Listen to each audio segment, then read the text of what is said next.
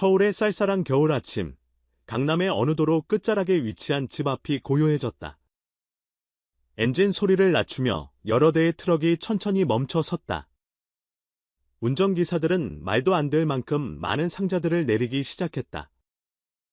크고 작은 상자들, 깔끔하게 랩으로 포장된 꾸러미들, 그리고 손글씨가 가득 적힌 카드들이 붙어 있었다. 상자들은 순식간에 현관문을 가리고 벽처럼 쌓여갔다. 그 모든 것들에는 하나의 메시지가 반복되고 있었다. 너의 노래가 나를 다시 걷게 했다. 이 집의 주인은 13살이었다. 트로트 신동 빈에서의 첫 단독 콘서트 날이었다. 문을 열고 나온 아이는 벽처럼 쌓인 상자들 앞에서 잠시 멈췄다.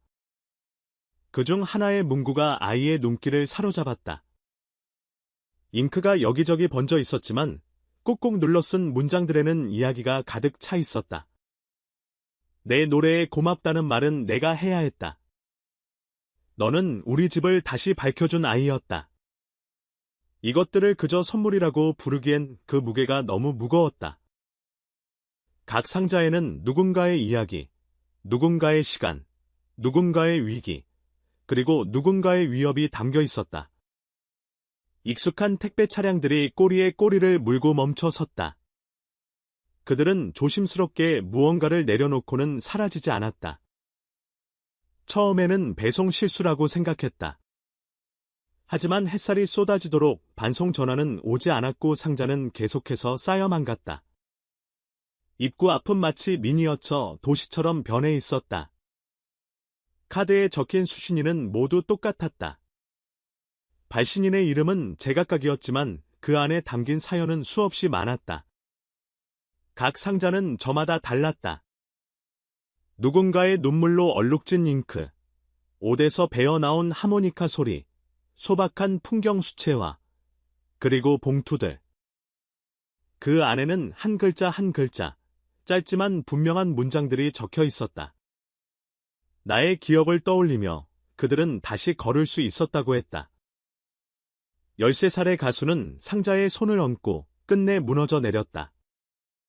그것은 단순한 감정 때문이 아니었다. 익숙한 책임감, 감당하기 벅찬 무게, 그리고 꿈틀거리는 사랑이 심장을 파고들었기 때문이었다. 나는 그저 노래를 불렀을 뿐이었다. 하지만 그날 아이는 처음으로 깨달았다.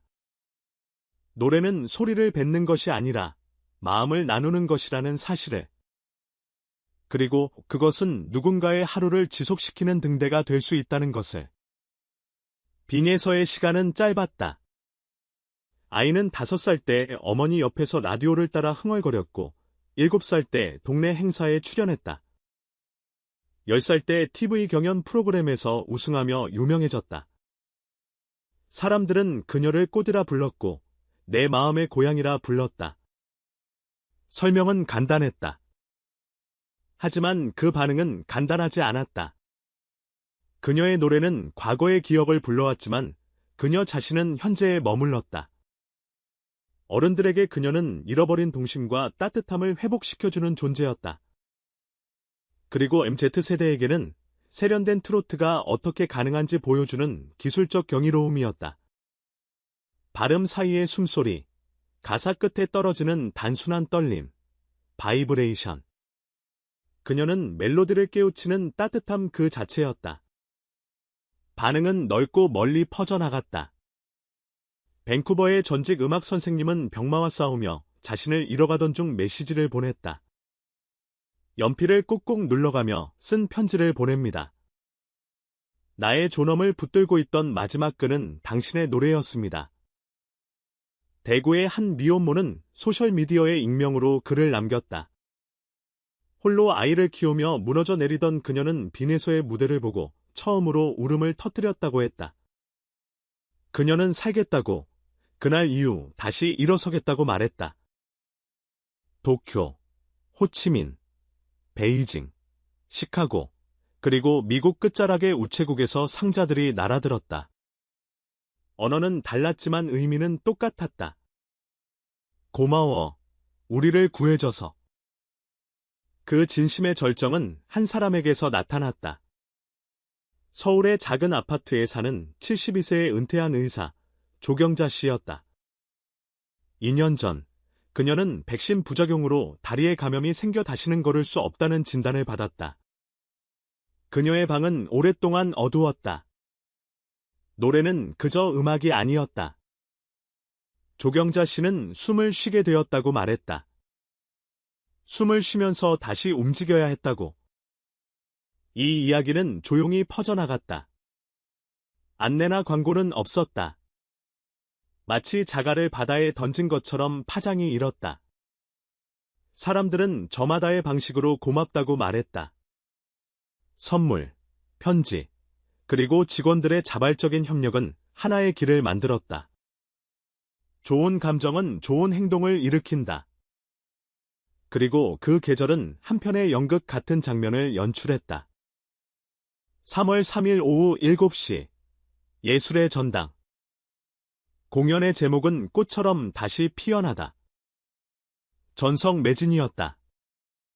아이들의 발걸음은 작았지만 노래가 시작되자 공간과 나이의 틈새는 허물어졌다. 숨소리의 간격과 사람들의 심장 박동은 기계적인 것이 아니었다. 공연은 조용한 박수가 아닌 감정의 증명이었다.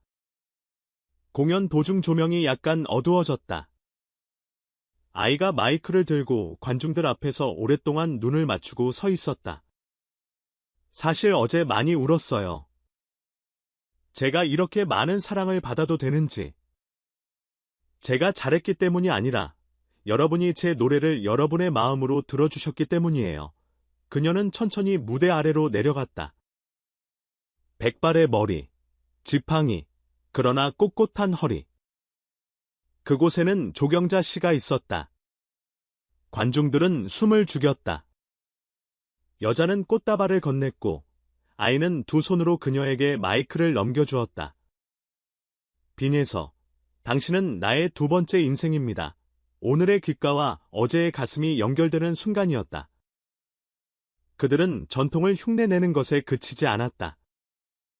상상력을 자극하는 현대적인 감각을 포함시켰다. 그래서 어린이의 눈물과 청소년의 플레이리스트가 같은 노래에서 만날 수 있었다. 트로트라는 장르는 단순히 오래된 노래가 아니다. 멈출 수 없는 우리 모두의 이야기이자 슬로건이며 현실이다. 이 따뜻한 눈물은 업계의 언어로도 번역되었다. 싱글 라이브 클립과 디지털 음원이 합쳐져 방송 그 이상의 파급력을 가졌다. 잘 찍힌 무대 영상, 진정성 있는 비하인드 영상, 정확한 발매 시기라는 세 박자가 맞아떨어지자 팬덤은 단순한 환호 그룹에서 프로젝트 팀으로 성장했다. 그들은 가수의 안정을 관리하고 정보를 공유하며 자신들의 흔적을 남겼다. 지역 공동체는 공연 문화를 변화시켰고 지역 업계는 음악과 공존하는 법을 배웠다. 이 세대는 이미 사랑이라는 감정을 새롭게 창조하고 있었다. 하지만 무엇보다 이 클래스는 어떻게 지속될까? 작은 선택들이 모여 누군가를 환영하고 앉아야 할 때 앉고 촬영하지 말아야 할 때 촬영하지 않는 성숙함.